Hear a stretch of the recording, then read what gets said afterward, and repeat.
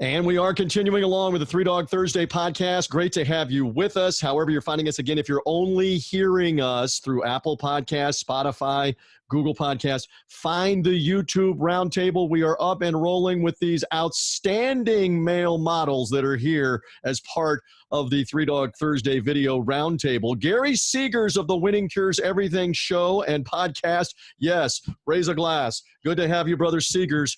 He's based in the Mid-South.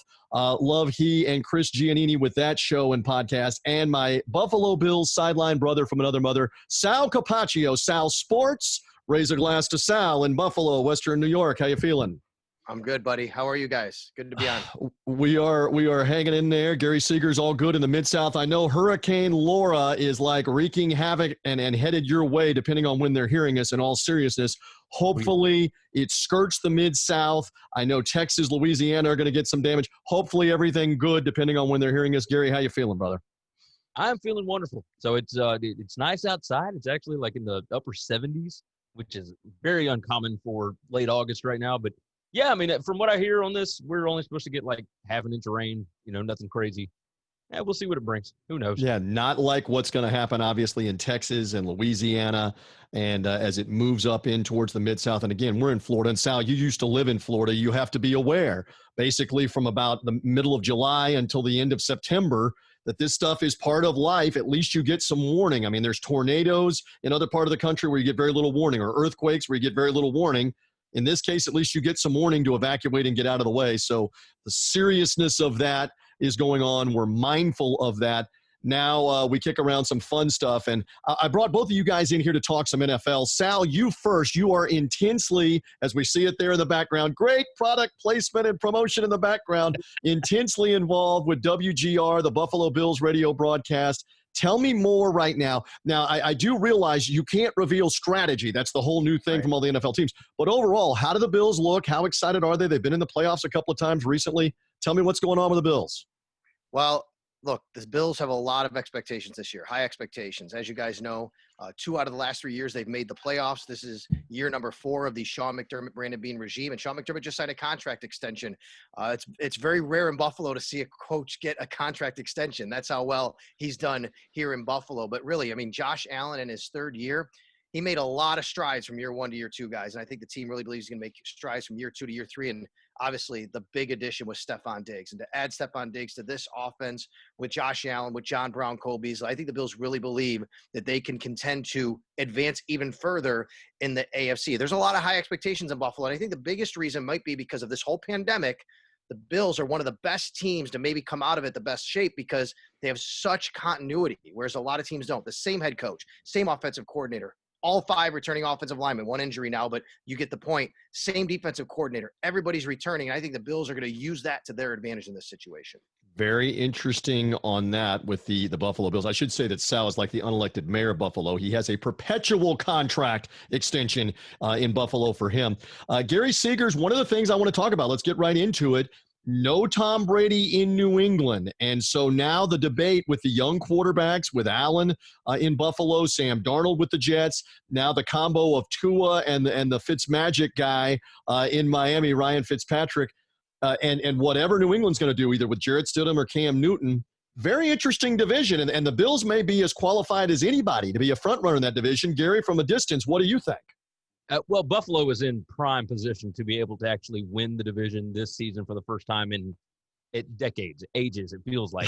1995, I can tell you. 1995. It's been a long time. Wait, guys. It's been so long. Get this. It's been so long.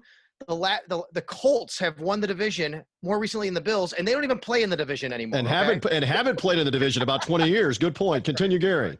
The defense for Buffalo is where it all starts. I mean, that's McDermott's deal, and I mean, that's a fantastic defense. They are unbelievable, and they were last year. They have been for several years now, dating back to Tyrod Taylor being there. So, yeah, I think any team that's got a continuity on defense and has a strong defense is in prime position this season, especially because who knows what the offenses are going to be able to do with this little practice time. I think defenses are at an advantage this season. As far as New England goes, I'm a little terrified, right? Because we all had our fun when Brady left and, the Patriots are going to tank and whatnot. And now you've got a vengeful a Batman-esque Cam Newton coming in who is pissed off and irritated. And from all accounts, it sounds like he is lighting it up at practice. Stidham, of course, threw, 3 interceptions at a scrimmage the other day. So that doesn't look good. They say Hoyer's still in the race, whatever. It's a little frightening for those of us that are not Patriots fans. Obviously, my co-host, Chris, gigantic. I was going to say, yeah. Just unbelievable. And he is enjoying every bit of this because it sounds like Cam Newton is back to his old self. We'll see what that means, what it ends up bringing. I'm curious about Miami. I don't think that they're quite there yet, but another building block. We'll see if they give Brian Flores time. But yeah, I think we can all kind of agree that maybe the Jets are the odd man out here. We'll see. But yeah, I'm feeling good about the Patriots and the Bills being the two head-to-head this year in the division. Interesting, Sal. He's weighing in. His partner, Chris Giannini, big Patriots guy on the Winning Cures Everything show. You are as qualified as anybody to talk about this point. New England has basically been the big brother, the bully of that division. Is the mindset now, not just in Buffalo, but in New York and in Miami, that, hey, we're at least on a level playing field here with a shot to win the division? What do you think from the other AFC East teams? Well, it's not just people and their perceptions, guys. It's actually real. I mean, the Bills are actually the betting line favorite in Vegas to win the AFC East. I mean, that's what's happened. People are recognizing the fact the Bills have a chance here. And look, they were right there last year. Let's remember, they completely dominated, outplayed the Patriots in Buffalo in Week 4 when they're both undefeated. But a blocked punt for a touchdown cost them that game, and Josh Allen did not have a good day that day. Bill Belichick confused him. It was his last game before he started to really turn things around. And then down in New England on a Saturday evening in national television, the Bills were winning in the fourth quarter, but the Patriots came back to win that game. The thing about Cam Newton is, he does move the needle a little bit. Of course he does. But who's he got around him? I mean, look, Tom Brady did not have a good skill set of players around him last year. And you can have a motivated Cam Newton. You can have a healthy Cam Newton. I still wonder, who's he throwing to? I mean, they don't have a really good skill set of offensive players. And then maybe the biggest loss for the Patriots that nobody's talking about, Dante Scarnecchia retired, guys. He is a Hall of Fame offensive line coach. He's that good. And they're going to have to patch that thing together with new parts. And I think the Buffalo Bills are in prime position. And then on top of that, the opt-outs, especially Hightower and Chung on the defensive side, they're going through a transition. Look, they do have Bill Belichick, obviously. We know how great he is. He's lost Brady before for times, and he's still won. But the Buffalo Bills have something they're building here, and I think they believe, and really the rest of the country is starting to understand, that they can at least contend, if not pass, the New England Patriots. And as far as the Dolphins and the Jets are concerned, look, I like a lot what the Dolphins are doing. I really do. I think they've really made some nice additions, but I think the pandemic's going to hurt them. A lot of new parts, a lot of new coaches on staff. It's going to be very hard for them, I think, to gel very early on. Tell me who the quarterback is for 16 games. I don't know. Is it Fitz? Right. Is it Tua? Who's it going to be? And then as far as the Jets, I like the Jets roster, but I hate their head coach. I mean, he's just not good. He doesn't know how to run a ship. And I think that's shown a lot. So until they move from Adam Gase, right, I don't think you can take them seriously in the East.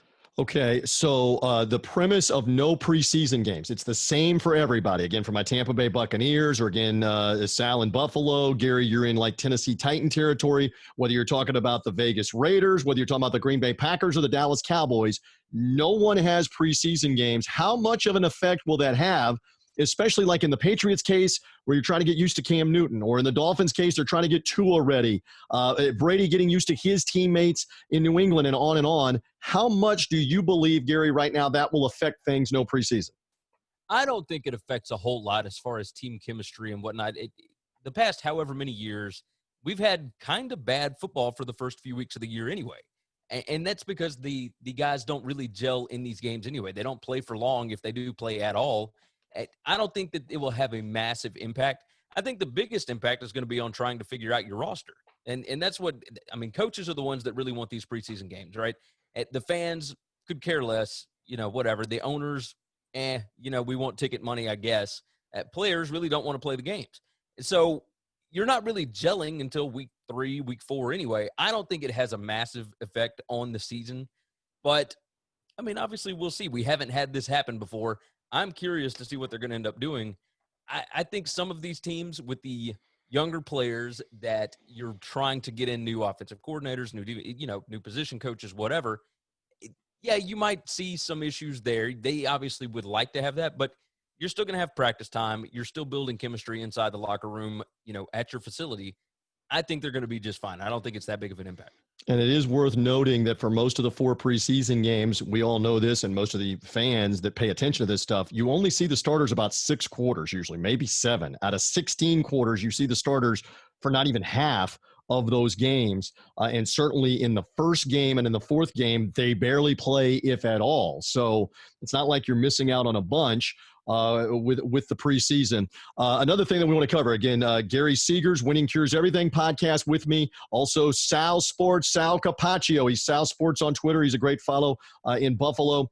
Find him if you're only hearing us on Apple Podcasts, Spotify, Google Podcasts, on the Dog Thrusday podcast, or if you found us through the Sports Gambling Podcast fleet of shows. Again, if you're only hearing us, find the YouTube video. Find us on YouTube at Dog Thursday. You'll see what we're looking like. Guys, I want to talk about something that, Sal, you and the Buffalo fans, we learned this yesterday. The Bills have announced there will not be fans for the first 2 home games of this year. There are numerous teams that are hosting games in week 1 of the NFL that have already said no fans, at least at the beginning. Sal, give me a thought or two here on, will we maybe see fans in Western New York and Buffalo? I know New York's a different circumstance with the state and the guidelines and the COVID concerns. Are we looking at maybe a year where the Bills don't have any fans, or is there still some hope that later in the year there might be 25% capacity, something like that? I think there's hope, and that's why they only said the first 2 games. But we could be sitting here a month from now and saying, guess what? Now they're going to go another 2 games. Now they're going to go the whole season. Some teams have already decided that.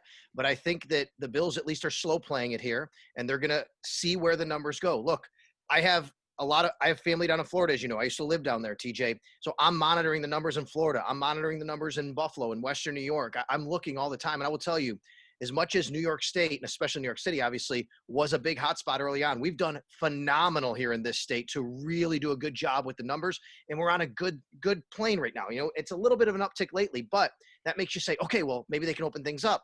But people are scared to do that because they don't want the numbers to go back up. In the meantime, you look down in Miami, and they're having fans, 13,000, at a place that's a hotspot right now. So, unfortunately to me, what seems like is going on here is, as you can imagine, a lot of this is drawn on political lines, right? We're going to see a lot of places where, depending on the politics of the people who run those areas, maybe they're going to allow fans, maybe they're not. But I think in this case, the Pagulas, the owners of the team, with Governor Cuomo, with Erie County Executive Mark Poloncarz, they've been in discussions. They would love to have fans in the stadium. They're not going to rule it out. And maybe we get a couple weeks in and they say, all right, we've still done a good job. Let's do that. I wouldn't discount that, but no one really knows where they're going to go from here.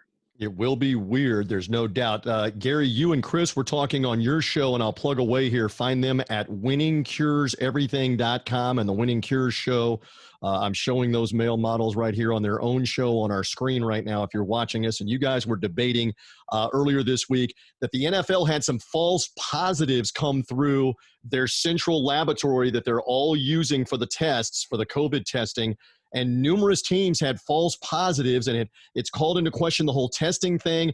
Testing is going to maybe be the theme right now, probably the theme for the NFL, continuing to test and how many guys are positive, and do you have to pause for a team having too many guys positive like what Major League Baseball has done? I know you and Chris Giannini, you were both debating this. Give me a quick thought on all the false positives here that we saw crop up with numerous NFL teams over the weekend. Well, I guess we're waiting for the really rapid testing, right? Make sure that everything's good to go in just a couple of hours. We'll see exactly when that all gets implemented. Obviously, the saliva test that the NBA helped fund, that's a big deal, right? We want that for college football. We want that for the NFL. The false positives, initially, I thought, okay, this could really be a game changer, because if there are false positives and they don't catch it in time, you're going to have some major league people that have to sit out of these games. Right. Because if they test positive, you're not allowed to play. I mean, you got to stay away from the facility until you test negative at least twice. So, with all of that going on, the issue here is that they caught it so quickly. And I think that they know what's going on now. So I don't know that they're going to continue to use that lab, or they're going to change up some way that they go about it. But they do have more rapid response on their testing as of right now. They can get the results back within 24 hours. However, if you test negative on a Friday or on a Saturday and your game is on Sunday, how quickly can they get another test back that's negative? And Right. That's going to be kind of an And issue. what do you do? That's what you're saying. And what do you do when that's going on and it could affect a game? And the audience should know here on Dog Thursday, Sal and I know this. We're being tested as employees or at least working games. Media will be tested, et cetera. If you're going to be anywhere in and around the team, the stadium, you're not going to get anywhere near the players, the coaches, and the immediate staff, no matter who you are right now. They're on a tier 1. They're separated from everybody. But we're all being COVID tested. In the Buccaneers case, Sal, I don't know if this is the case in Buffalo, you have to be COVID tested and then COVID tested again 72 hours later and cleared. And then you can come in and be around the facility, the other media, be around training camp practice and that kind of stuff. So they're going to that length, even with the employees and the media. Go ahead, Gary. Quick comment. 35,000 tests were administered to personnel over the last 8 days. 23,000 were administered to players. Like that's, I thought that number was drastic. I said 12,000 more tests for the personnel as opposed to the actual players seems kind of crazy. It just lets you know how big these organizations really are. And let me chime in here, guys, on this. I'll say a couple things on what you said, TJ. Here, just to give you an idea of the difference in how everybody's got to maneuver this differently. So you're an employee of the Buccaneers, essentially. I'm an employee of Entercom Radio. We have the rights. I'm not an employee of the Buffalo Bills, so I'm not tested on a daily basis. But I am a media member who has what's called a 30A tier. So I can be at the facility. I have to get screened every day. But there are 4 pool reporters who do report on the team every day, single day, whether there's practice or not. They have to go get tested. All right. That's the level of differences between everybody. If the team goes inside to practice, I cannot go in there, but the pool reporters can. But I have to be obviously around the team in some capacity to cover them, but I have certain areas I can go and I can't. That's different. Now, obviously, if you're a team employee, even some team employees who are pretty high up might not even be a tier 2 necessarily, which is somebody who still would have to have a direct access to the players. So it's way different for everybody how they're handling this thing. The other thing is, go back to the false positives you guys talked about. This was right here. The Bills were one of the teams impacted. There were 11 teams. And I'm going to tell you what happened that day. We were on our way to the stadium for practice. It was a 10 a.m. scheduled practice. We get an email that says practice is pushed to 11. I said, that's a little odd. Like, why would that happen? And then we hear and read that the NFL had some testing irregularities from this lab. And now it's starting to make sense. Maybe the Bills are impacted. Then we get randomly an impromptu general manager, Brandon Beane's going to speak to the media. Now you know something's going on, right? He says to us, hey, when you get to practice today, guys, there's some big names you might not see or you won't see. But he wouldn't tell us who because he can't. And sure enough, we get out there and Josh Allen's not at practice, guys, right? I mean, he is the starting quarterback of the Buffalo Bills, was one of the people impacted by COVID, by the false positives. So I will say, great on the Bills. They got ahead of it. They told the media what to expect. Therefore, we didn't go out there and start wondering where the heck is Josh Allen at practice that day. We knew what was up. But Brandon Beane and Sean McDermott, they said this was a good fire drill for them because they had to learn how to handle this situation if it does happen in the regular season. And, of course, if it does, then everybody's going to be scrambling, and you don't want any false positives in that situation. Absolutely. Yeah, well said on all of that. Only a few moments left. It's the Dog Thursday podcast. That's the voice of Sal Capaccio. Sal Sports on Twitter, Buffalo Maven for everything sports, not just Bills, but we're leaning on him for the Bills. Gary Segars also with me. Love my Winning Cures dudes on the Winning Cures Everything podcast and show every day. You see he and Chris Giannini on that show Monday through Friday, and their podcast as well. Find everything at winningcureseverything.com. All right, I want to get a fantasy football sleeper or two from you guys in just a moment because a lot of people are doing fantasy football drafts, and so you can't ever talk enough fantasy. We'll do that in just a second, but I can't let this get away without talking a little Tom Brady to the Tampa Bay Buccaneers. So we talked about him not being in New England. There it is in living color, TB12, showing a little mobility actually in this clip that we're watching on the screen. For those, find the video. Look at that. 43-year-old Tom Brady, a little nimble there, getting away from a heat-seeking missile defensive back. So a quick opinion from both of you. Obviously, I can be viewed as biased, as slanted with anything positive that I'm saying. What do you guys want to say about how you think Brady will do here with the Buccaneers? All things being equal, he's able to stay healthy, et cetera, et cetera. What do we think? Gary first, go. He went to the perfect situation. I love Bruce Arians. I love what he does with his offenses at Byron Leftwich. Obviously, fantastic coach. Everything about this is just about perfect. He's a little up there in age, and that's okay. He doesn't have to be super mobile. He doesn't have to do a whole lot of stuff. He's got some fantastic weapons around him. I think Keyshawn Vaughn is going to be great for him in that running back position. I like this team. I like what they're doing. Yeah, they got LaShawn McCoy and a lot of other weapons. Again, Sal, I could be accused of being slanted Buccaneer. How do you think Brady will do with the Bucs? Okay, listen. I really, Tom Brady, obviously, he's the GOAT, right? He's amazing. He's great. I've been up close and personal, unfortunately, watching him dominate the Bills for 20 years, guys. All right, I've seen that. But I got to tell you, two things I want to tell you about here. Number one, Tom Brady last year, he just did not look the same. He was not the same Brady that I've seen over the many years of watching him. And I watched a lot of Tom Brady. And I'm not saying he was bad, but he certainly wasn't at the level that we're used to. And I think you could expect that a little bit at his age, right? But there were balls that he just sailed a lot of times. A lot of times he didn't want to get hit. He threw it into the ground. It's interesting to see, but he also didn't have a very good cast around him, obviously, as I reported and said earlier. Now, here's the other thing. I'm going to give you, TJ and Gary, the stat of this particular show. Original research. Original research coming. Here we go, Sal. It's not my research. I'm going to give my credit to Chris Trapasso, my friend at CBSSports.com.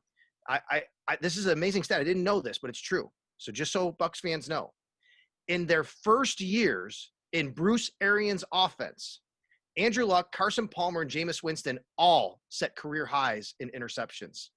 Also, Big Ben, his first year in Arians' offense, his highest sack percentage of his career. It doesn't happen right away in Arians' offense. All right. So there's a theory on that one, but 2,000-yard receivers in Evans and Godwin had nothing close to that in New England. I agree 100%. Gronkowski, his favorite target back. And this is going to segue into a little fantasy sleeper talk here in just a second. I'm just giving you a little tease on who I have for a sleeper coming up. But, I mean, Ronald Jones in the backfield with Shady McCoy. I mean, you've got weapons, you've got depth, even if there's injury. It might take a little concerns. While, we'll see. I do think with the chemistry we talked about and the continuity, I mean, it is different. Brady demands a lot out of his teammates. You know that. And I do think it might take a little while for all of that to click. And that's fair. All right, fantasy sleeper before we get out of here in a minute or two on Dog Thursday.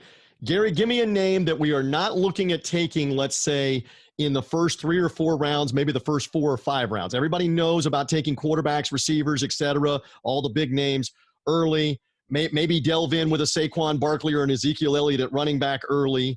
Give me a sleeper, please, or maybe you've got a couple of them for those that are seeking fantasy football advice. Ours is worth every penny they're paying for it right now, which would be this. But give me a sleeper or two. I got 2. Keyshawn Vaughn, who I just talked about. I think he's going to be he is rookie running back, Buccaneers, who played collegiately at Illinois and at Vanderbilt. So you like Keyshawn Vaughn in this situation? Oh, absolutely. I think he's perfect fit for that offense. And the second one, now this is at the end of your draft. Like, don't waste a early pick at all on this. Damian Harris from the New England Patriots. Everything out of camp is that he is absolutely stealing that job. Sony Michel, all those other guys. Interesting. Now, that is a running back by committee room. That's what Josh McDaniels does. But Damian Harris was lights out. He does his job. He's the prototypical Patriot. I think he's going to have some pretty big numbers this year. Keep that guy on the back end of your roster. And Belichick and Saban are like this, and that's an Alabama running back. Interesting SEC angle there with Michelle there, and you're right. They've gone by committee forever. Sal knows that as well. A couple of sleepers, Sal Sports, for fantasy football drafts. Give me a name or two. All right, I'm going to give you 1.5 sleepers, basically, and I'll explain in a second. Number 1, tight end Noah Fant, I think, in Denver. I think he's going to be the quarterback's best friend, right? A young quarterback who does have weapons. I mean, Cortland Sutton obviously is there, but 562 yards last year, 66 targets. I mean, those things catches, those things are going to go up this year. It was targets. I'm sorry. Targets 66 last year. Those things are going to go up this year. I think Noah Fant, and I really liked him coming out of college. We all know how good he was at Iowa. So I think Noah Fant could be someone that, doesn't go early with tight ends, but maybe he should be propped up a little bit more. All right. So this isn't necessarily a sleeper because of, I don't know how much time he's going to get, but maybe more for a dynasty league if you're in one. And I'm just going to stay hometown because I'll report from Buffalo here. And I'm saying this because you, TJ, down in Florida, oh my gosh, has UCF rookie Gabe Davis been incredible in Bills camp. He has been someone to notice. Now, look, the Bills do have Diggs and Brown and Beasley, so I don't know how many snaps wide receiver 4 is going to get, but especially if you're in a dynasty league, every single day, Gabriel Davis is doing something special at Bills camp, and they will find a way to get him on the field.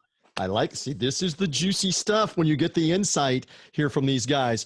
Let me give you a couple of names. O.J. Howard, again, at the risk of being considered biased. This is not somebody that you're going to take in the first 5 or 6 rounds of the draft. And Chris is smiling because I'm sorry, Gary, you're smiling because Chris has been an O.J. Howard hater, I think, for the last couple of years on your Winning Cures Everything show about being underproductive. You're an Alabama guy, though, too, and you've got the look at Gary Segars with the Alabama there that's on. I think O.J. Howard could flourish with a lot of the attention around Gronkowski. Cameron Braid is an excellent pass-catching tight end. The Bucs have 3 of them for depth. It would be a good one to look at, like round 9, round 10. O.J. Howard's probably still sitting there in your fantasy draft. Take a look at that one. And then I'll swing all the way out west. A Florida State running back that I think the Bucs were probably interested in and a lot of teams may have been interested in, but the L.A. Rams grabbed Cam Akers from Florida State. I will bow to Gene Deckerhoff, the Hall of Fame voice of the Tampa Bay Buccaneers, who told me 2 years ago, Cam Akers may be the best running back at Florida State I have ever seen. There is praise, and then there's high praise like that. I mean, other than Bobby Bowden, who else has seen more Florida State games with all those great running backs? Akers with the Rams. Again, don't do it in like the 4th or 5th round, guys. But maybe in the 6th round, in the 7th round, Cam Akers might be a steal to help your team. It's like an investment, like you're talking about with Gabe Davis, Sal. It's an investment maybe for later on in the year to help you out, depending on injuries, COVID tests, whatever.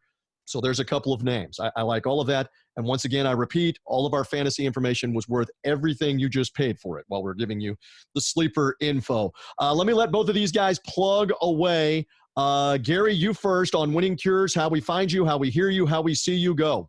You can find everything over at winningcureseverything.com. We do our college football show on sbrpicks.com/NCAAF. That's Sportsbook Review. We do their YouTube channel.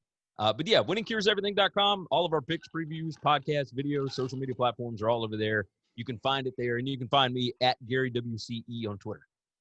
These guys are on it. I mean, day and night, anything college and NFL football, they're on it with all their platforms. Sal Capaccio, plug away. We obviously see the great promo placement behind you, but if they're not seeing you, where can they hear you? Tell them more about how they find you. Go.